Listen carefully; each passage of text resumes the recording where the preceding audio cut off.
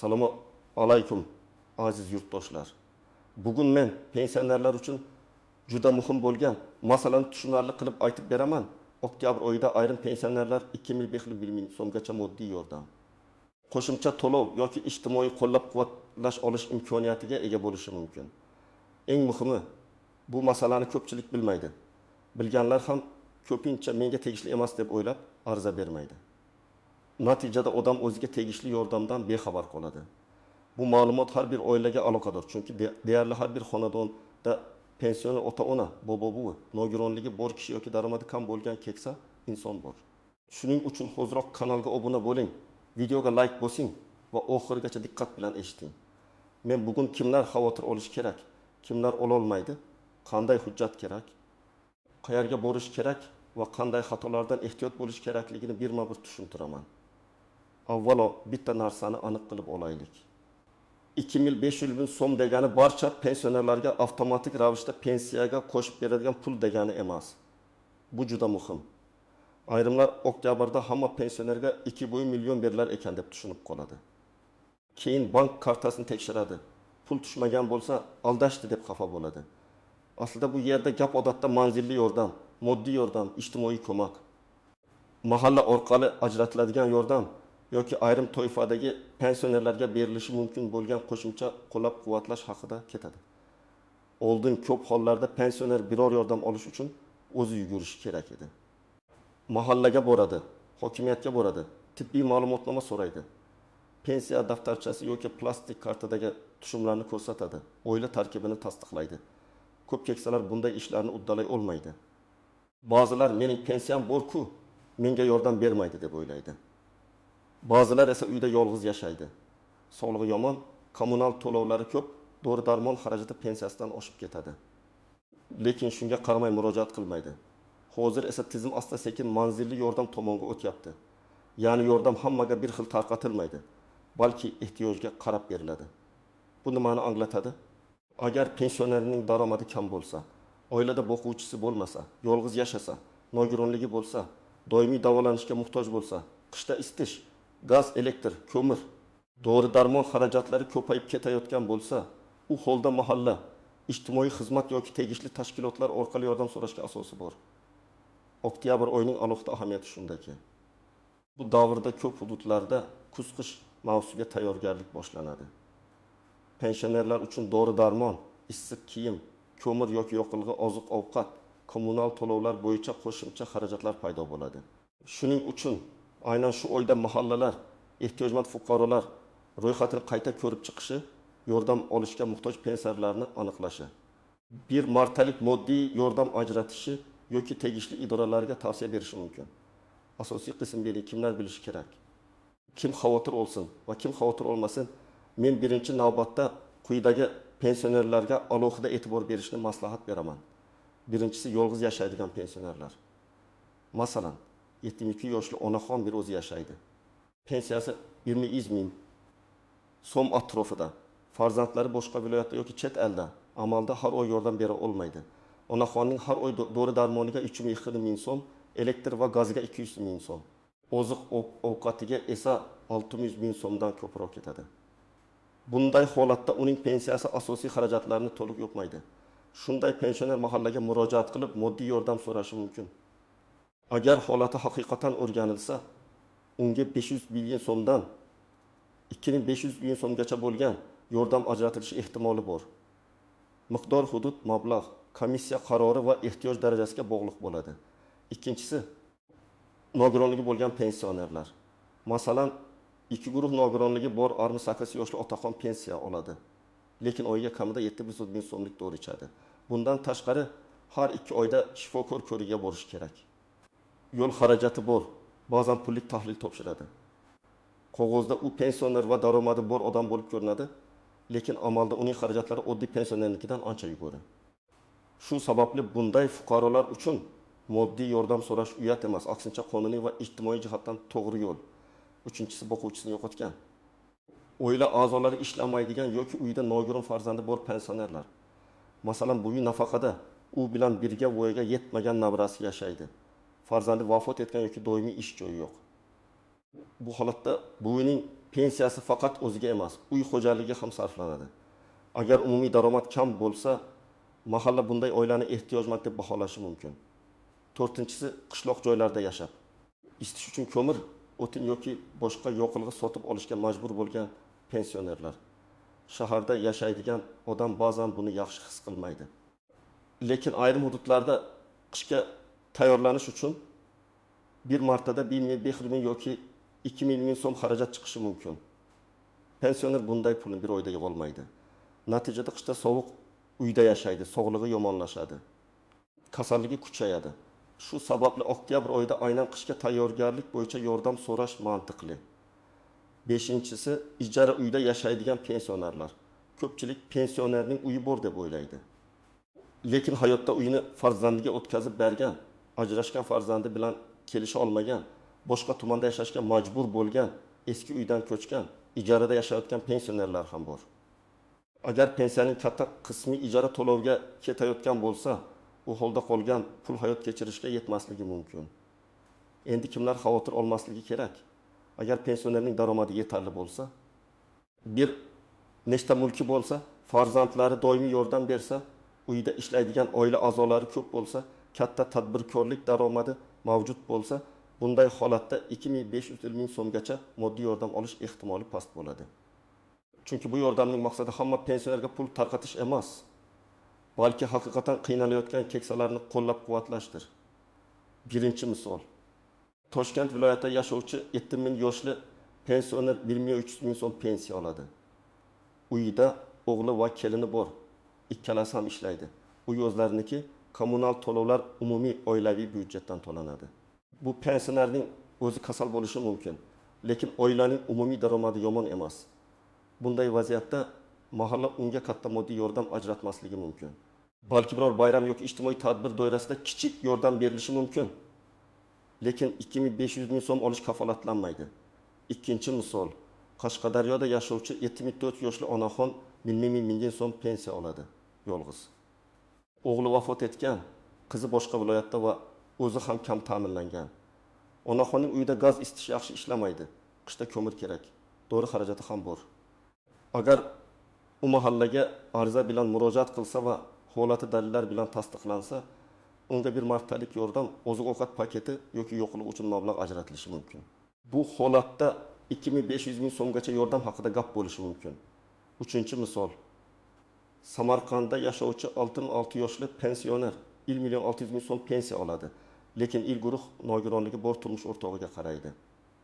Uyda boshqa daromad yo'q.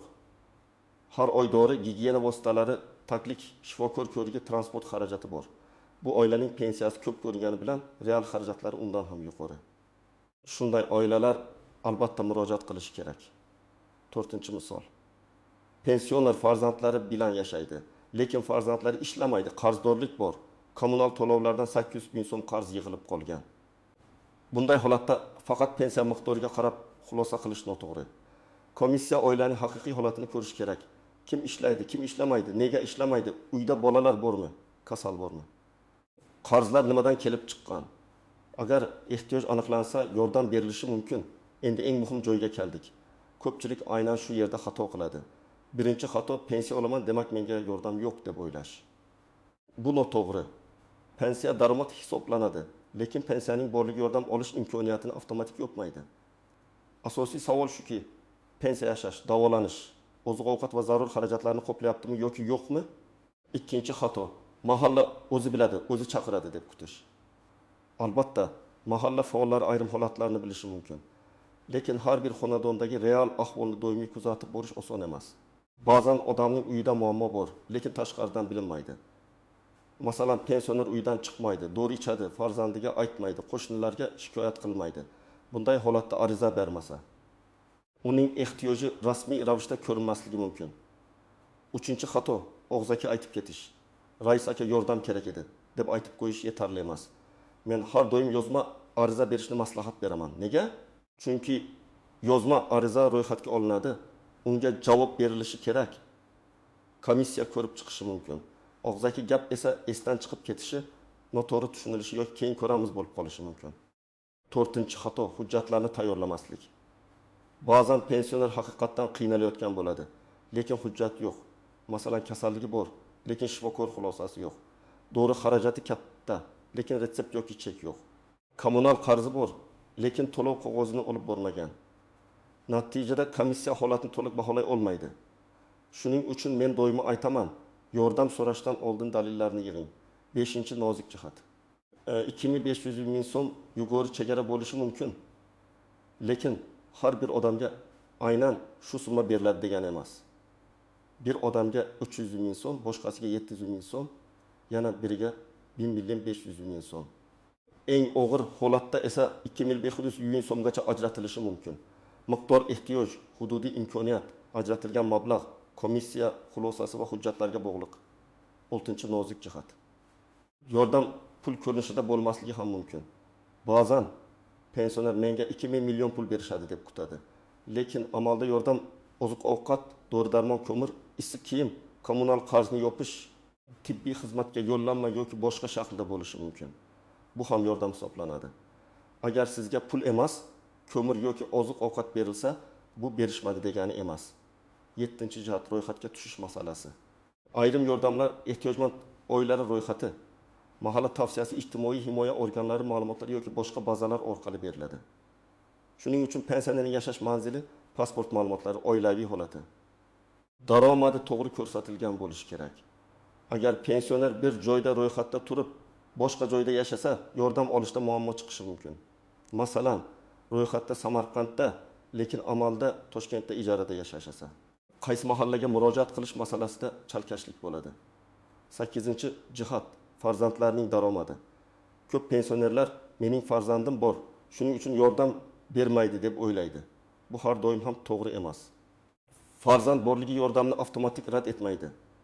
Savol, farzand real yordam beryaptimi, o'zi ishlaydimi, o'z oilasi qanday ahvolda?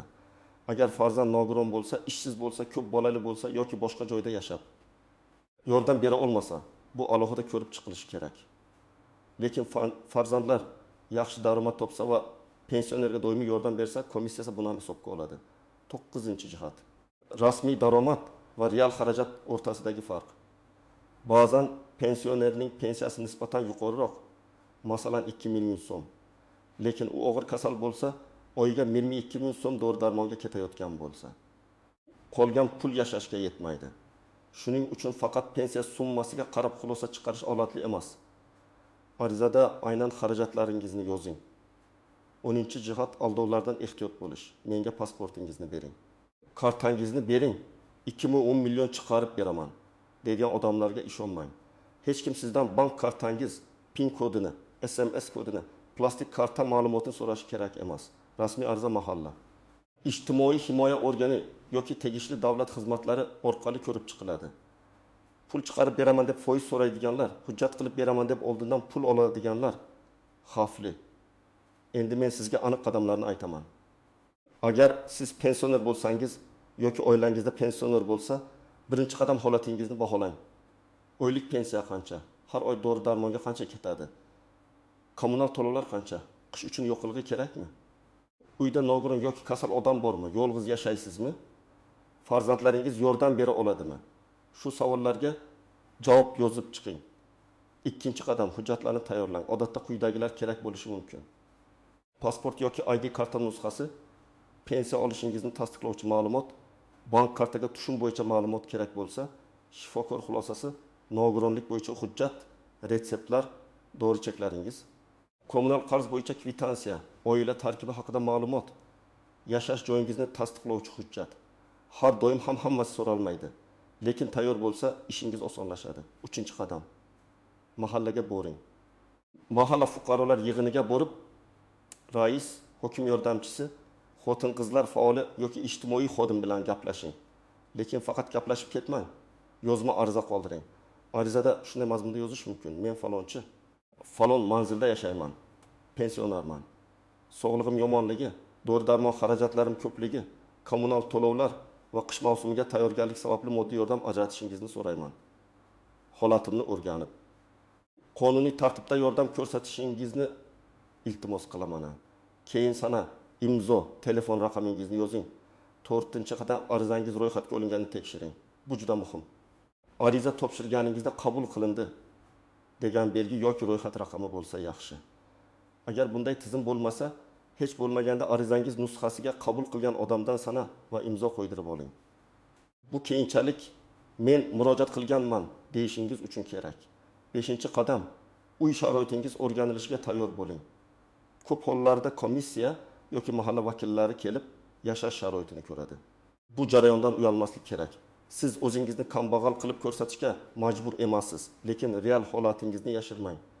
Dori qutisi, tibbiy hujjatlar, kommunal qarz qog'ozlari, uy sovuqligi, yoqilg'i yo'qligi kabi holatlar bo'lsa ochiq ayting.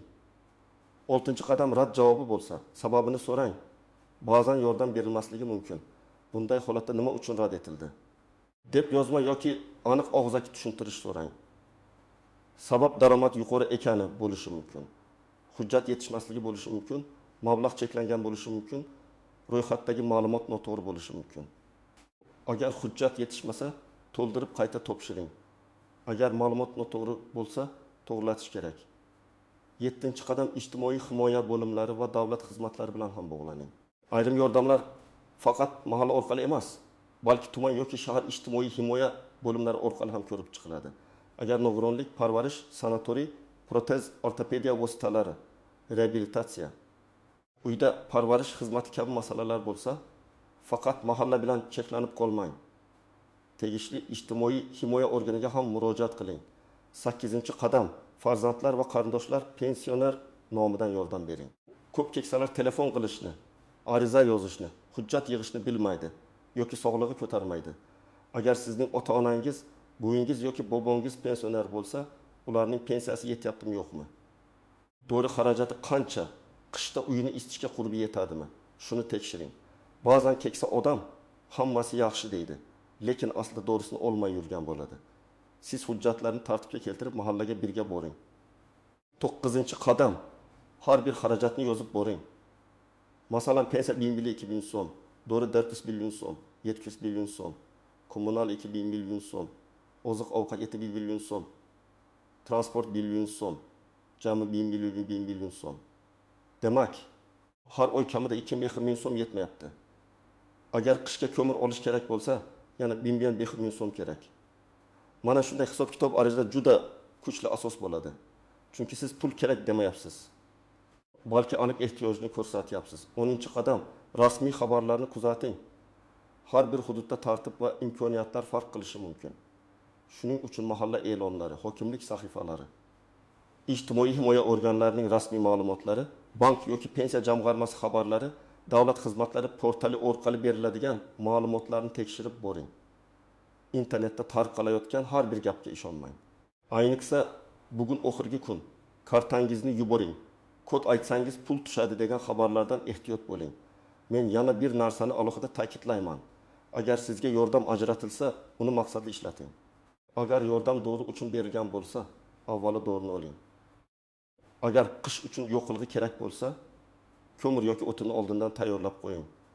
Chunki bunday yordam har oy keladigan doimiy pensiya emas, ko'pincha bir martalik yoki muayyan holat uchun beriladigan yordam bo'ladi. Uni bekorchi xarajatga ishlatib yuborsangiz, keyingi oy yana qiynalib qolasiz. Demak, oktyabr oyida 2500 ming so'mgacha yordam masalasida eng asosiy xulosa shuki, bu pul hamma pensionerga avtomatik beriladigan to'lov emas. Lekin yolg'iz, nogironligi bor, daromadi kam, dori-darmon xarajati yuqori, qishga tayyorgarlik ko'rishga qiynalayotgan, kommunal to'lov yoki yoqilg'i masalasida muammosi bor pensionerlar albatta murojaat qilib ko'rish kerak. Eng katta xato jim o'tirish, baribir bermaydi deb o'ylash va hujjat tayyorlamaslikdir. Men sizga maslahat beraman. Bugunoq oilangizdagi pensionerlarning holatini tekshiring, kerakli hujjatlarni yig'ing. Mahallaga yozma ariza bilan murojaat qiling va arizangiz ro'yxatga olinganini nazorat qiling.